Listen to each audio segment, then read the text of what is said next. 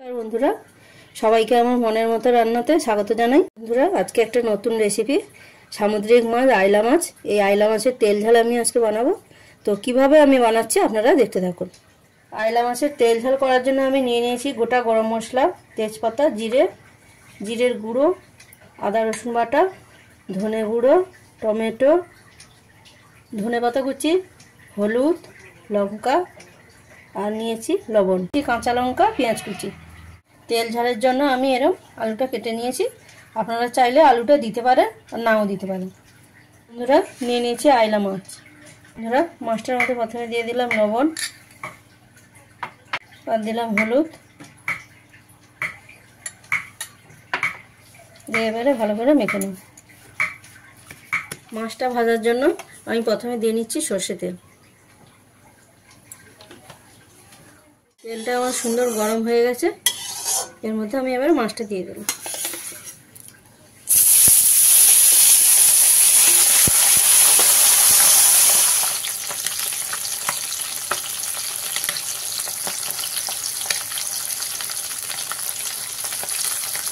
মাছটা আমি এভাবে লাল লাল করে ভেজে নিয়েছি, আপনারাও এরকম লাল লাল করে ভেজে নেবেন।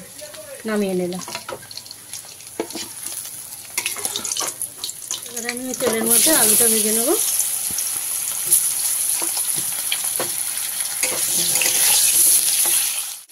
আলুর মধ্যে দিয়ে দিলাম হলুদ, লবণ, দিয়ে আলুটাকে খুব ভালোভাবে ভেজে নেব।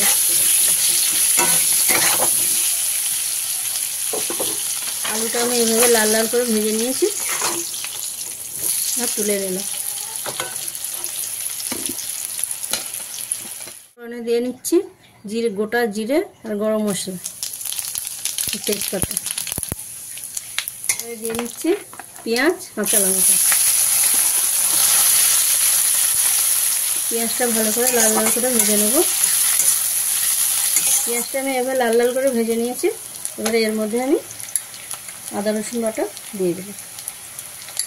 আদা রসুন বাটাটা দিয়ে আমি খুব ভালো করে মশলাটা কষিয়ে নেব। আদা রসুনের কাঁচা গন্ধ চলে গেছে, ভালো করে ভাজা ভাজা হয়ে গেছে। এবার এর মধ্যে আমি পরিমাণ মতো হলুদ দিয়ে দিলাম 1 চামচ, কাশ্মীরি গুঁড়ো লঙ্কা দিলাম 1 চামচ,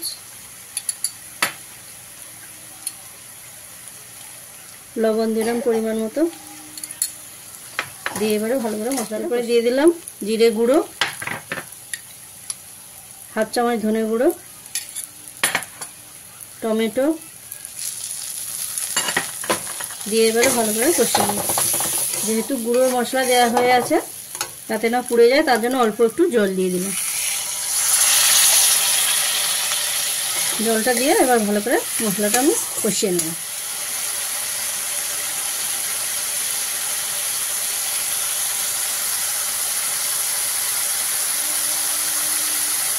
মশলাটা আমি খুব ভালো করে ভেজে নিয়েছি।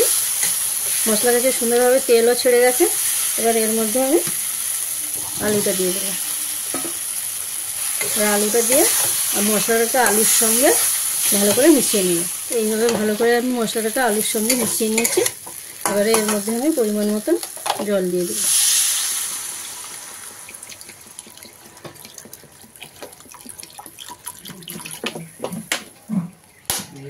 পরিমাণ মতন জল দেওয়ার পরে ঝোলটাকে একটু সময় যেন ফুটিয়ে নেব। ঝোলটা আমার সুন্দর ফুটে গেছে। এবার এর মধ্যে আমি মাছটা দিয়ে দিই।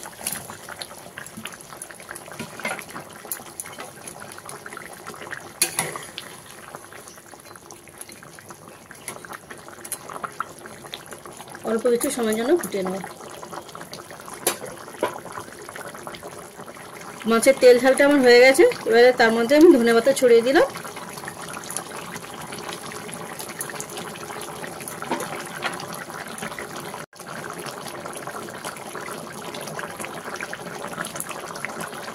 মাছের তেল ঝালটা আমার হয়ে গেছে।